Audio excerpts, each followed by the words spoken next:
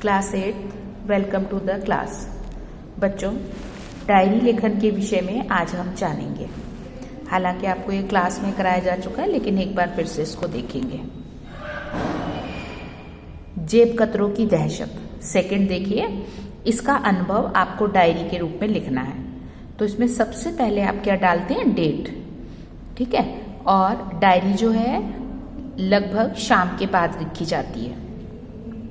तो जेब कतरों की दहशत, इस वाली डायरी को हम देखते हैं, इस अनुभव को डायरी के रूप में देखते हैं, डायरी शैली के रूप में, जिसमें क्या है, आज मैंने रोहिणी अवंतिका बस स्टैंड से केंद्रीय सचिवालय जाने के लिए रूट नंबर 970 की बस पकड़ी।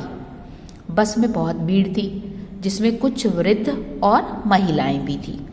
थोड़ी दूर जाने के उपरांत मधुबन चौक बस स्टैंड से 4-5 बदमाश से दिखने वाले युवक चढ़े। उनमें से एक युवक ने एक संभ्रांत महिला को थोड़ा धक्का देकर आगे निकलने की कोशिश की, जिससे उन दोनों की झड़प हो गई और सभी का ध्यान उनके झगड़े की तरफ लग गया। इसी बीच उस युवक के साथियों ने मौके का लाभ उठाते हुए लोगों की जेब कतरना शुरू कर दिया। इतने में एक व्यक्ति ने जेब कतरे को अपनी जेब में हाथ डालते पकड़ लिया। पर यह क्या? सभी जेब कतरे इकट्ठे होकर उस व्यक्ति पर टूट पड़े और उसे चाकुओं से घायल कर दिया।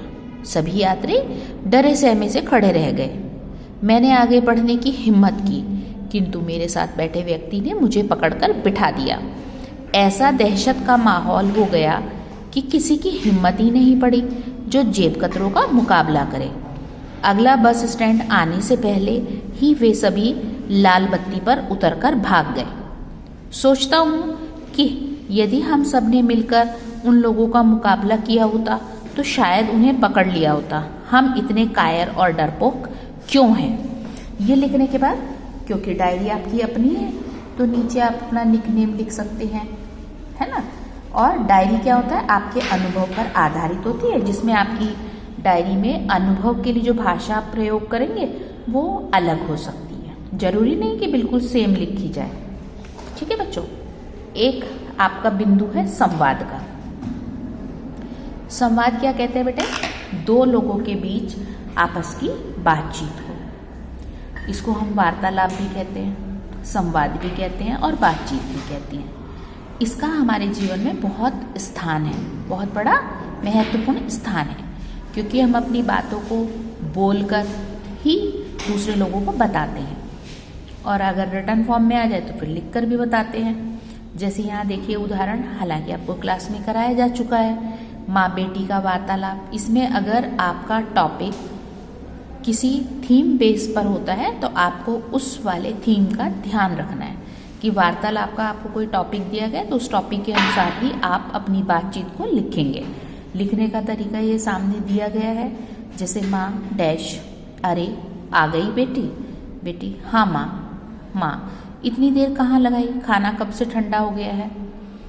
बेटी कहीं नहीं माँ, सरिता के साथ पुस्तकालय चली गई थी, बस वहीं देर हो गई। माँ मुंह हाथ धोकर खाना खाओ। बेटा भूख नहीं है माँ, अभी चाय के साथ कुछ। माँ अच्छा तो थोड़ी देर बाद खा लेना। इसमें जो बातचीत या संवाद है वो खाने से संबंधित है। तो विषय केंद्रित भी आपको संवाद दिए जाते हैं, तो वहाँ पर आपको ये ध्यान रखना है कि आपका वार्तालाप थीम बेस्ड होना चाहिए, ठीक है बच्चों। आई होप दोनों चीज़ें और ज़्यादा अच्छे से क्लियर हुई होंगी अब, है ना। तो मिलते हैं आपसे नेक्स्ट वीडियो में। Till then good bye.